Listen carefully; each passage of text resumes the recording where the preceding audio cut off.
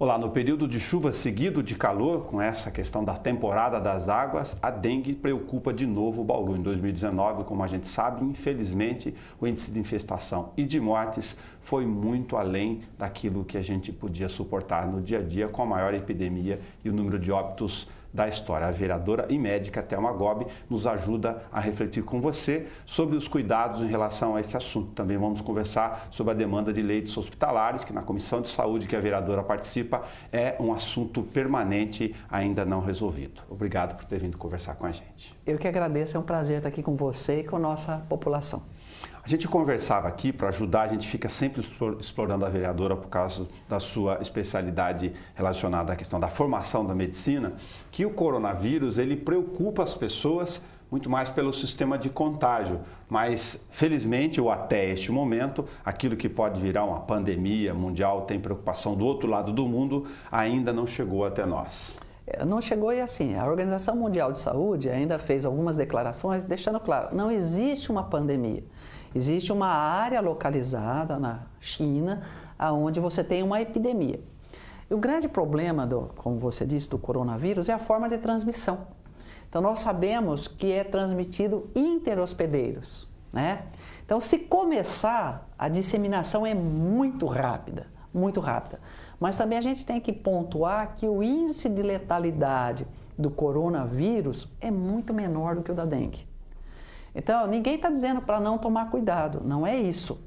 Mas a gente tem dado uma atenção muito grande e importante para que a gente não tenha uma epidemia dentro do Brasil, mas nós estamos esquecendo daquilo que é o problema do nosso dia a dia, que foi há anos, tem anos que vem se repetindo uma onda de epidemia, de dengue, vai e volta, e agora, com o calor, com a chuva, com os cuidados que nós temos que ter para não ter água parada, a gente tem uma preocupação muito grande em ter mais uma epidemia de dengue. O índice de infestação na nossa cidade está baixo, mas para ele aumentar, a coisa é rápida. Tem que existir realmente a conscientização do nosso cidadão. Mais de 80% de todos os focos estão dentro das residências. Então, nós temos condições de minimizar essa situação e evitar que isso se aflore. Tem uma preocupação, viu, Nelson, que eu não estou vendo a divulgação necessária para que a população tenha consciência de que tem que cuidar do seu espaço, cuidar do espaço lateral à sua casa. Então, essa falta de publicidade me incomoda um pouco. Chove muito em dias seguidos, aquela chuva que vai calminha, felizmente aqui em Bauru, do ponto de vista de alagamentos, são situações esparsas, mas a chuvinha calminha enche cada recipiente, cada ralo, cada calha que está disponível no dia a dia, a gente fica confinado e não sobe para limpar depois.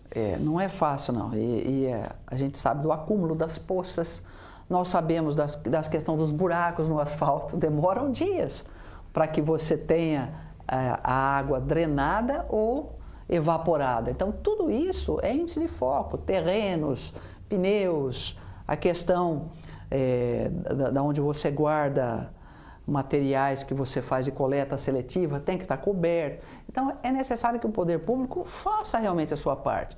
Eu não vejo motivo para que se não faça circular veículos de som dizendo, olha, a sua casa é importante, previna, é muito significativo que você mantenha a sua área limpa. Nós teríamos um custo muito menor do que o custo de tratar. E o problema do custo de tratar ainda é o desgaste à saúde da pessoa. É demais. Quem teve dengue sabe que fica com algumas sequelas. Agora, além dessas ações, Thelma, tem as questões relacionadas a outros vetores, como os caramujos, que a gente sempre coloca aqui em pontos específicos da cidade, e as limpezas de terreno. A Prefeitura abriu só no final do ano uma licitação, ainda não concluiu a licitação, e mesmo a do ano passado, que foi aberta do ponto de vista de limpeza de terrenos dos públicos e privados, menos de 500 lotes de fato foram alcançados. Eu sempre fui crítica à empresa que estava lá, né? Antes de começar, você não pode ter críticas, mas depois que começou, nós observamos a quantidade de reclamação, que não tinha equipamentos, que não dava alimentação devida. E a prefeitura é corresponsável, quer queira ou não, e não fazia o serviço. A gente fica preocupado porque, às vezes, a população cobra projetos de lei que sejam incisivos, mas não tem fiscalização. Será que não seria melhor a prefeitura mandar já no carnê de IPTU, eu já falei isso inúmeras vezes, uma taxa de capinação de 4 vezes ao ano aos terrenos? E os proprietários aderirem ou não e ela já fazer isso, em vez de ficar buscando multar? Vamos limpar a cidade, vamos ter ação objetiva, vamos deixar de enxergar dinheiro para o município em forma de multas.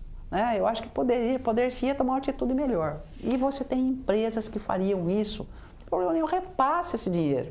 O problema nosso é ter a cidade limpa. Isso é que eu entendo. Então, a gente conversou muitas vezes, tanto nas comissões quanto no plenário, sobre a questão de leitos. Você tem um quadro geral hoje para a gente atualizar para as pessoas, de lá de trás, em relação aos tipos de leitos que são oferecidos para cuidar especificamente da demanda do pronto-socorro, que é uma porta aberta. Isso. Hoje nós temos aí anunciado a questão dos leitos do Hospital Manuel de Abreu.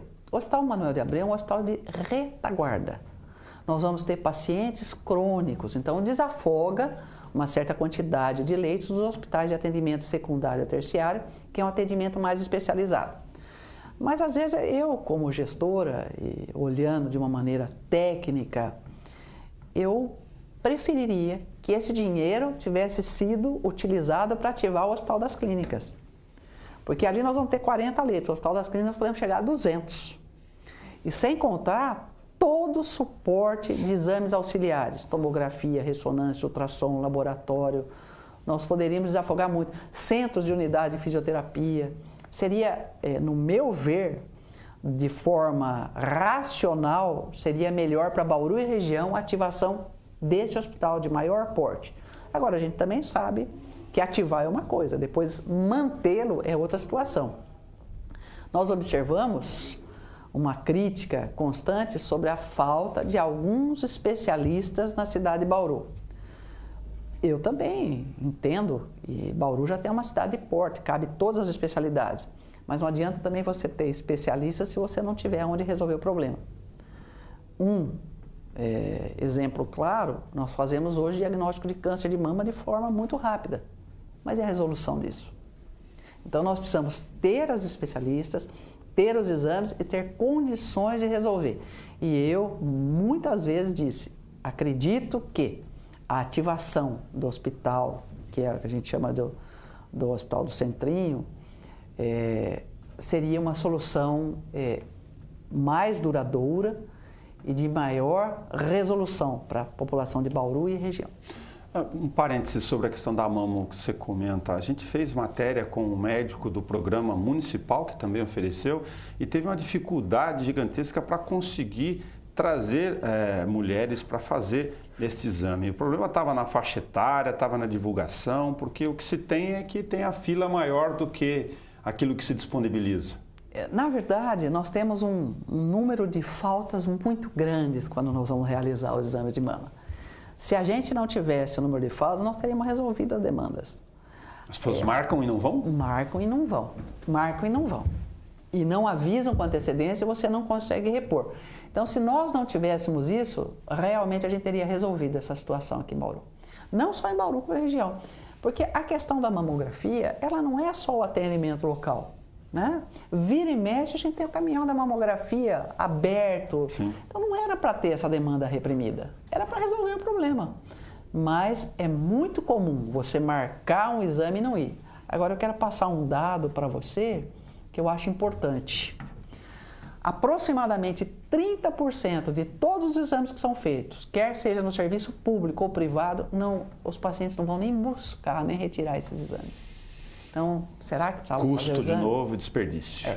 Então, o problema não não quer que faça. Não. Se é tão importante que fazer, ir buscar, levar. O índice de falta é de mais de 30% de consultas agendadas, tanto no serviço público quanto privado. Então, a gente precisa olhar os dois lados, não um lado só. Nós temos que ter a responsabilidade de fazer, tirar, fazer o retorno, como temos que ter a responsabilidade de dar condições adequadas para o atendimento e para os trabalhadores da área da saúde, desde quem cuida de limpeza, agendamento, portaria, médico, enfermeiro, laboratório, tudo. Então a gente precisa realmente melhorar esse sistema dentro do Brasil. Aqueles leitos que a gente chama complementares, não sei se a terminologia, a definição correta é essa, foi discutida em relação ao hospital de base, eles foram instalados, estão em andamento? Já foram instalados, são 16 leitos, foram instalados, mas não supre a nossa demanda. E hoje, com a queda do poder aquisitivo, com esse problema da economia, nós tivemos uma migração muito grande de atendimentos do serviço privado para o público. Ah, mas não pode. Como não pode? O indivíduo paga o seu imposto do mesmo jeito que o outro. Pode. Só que sobrecarregou mais ainda. Como nós estamos vendo uma migração de escolas públicas para as municipais e estaduais. As pessoas têm esse direito, mas a gente não dá conta. Com o problema aqui na saúde, globalmente, se você pegar os dados do Ministério da Saúde, o orçamento não cresce na mesma proporção, infelizmente. Não cresce. E olha, que Bauru é uma cidade que a gente tem que dizer que ela tem uma situação um tanto quanto privilegiada com relação ao atendimento privado. Privilegiada por quê?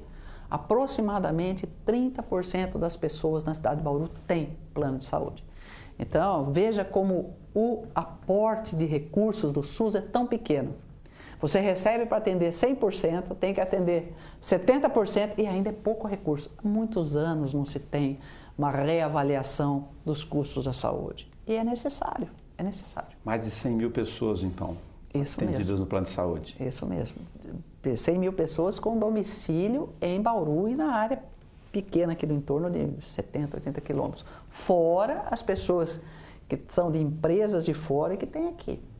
Só para a gente lembrar do pronto-socorro, que foi colocado como reforma lá atrás, já faz 4 anos praticamente, acabou não vingando, depois entrou com um programa relacionado a uma contrapartida de habitação, que também não saiu do papel ainda e a reforma está esperando. Tinha o centro de diagnose, que eu acho que foi encaminhado, mas a reforma do pronto-socorro não vingou. A reforma do pronto-socorro não vingou, do adulto, a questão do pronto-socorro infantil, fechou para consertar porta e goteira, abriu com porta e goteira. Então, é assim, precisa fazer. Eu sempre disse, o difícil é ser simples.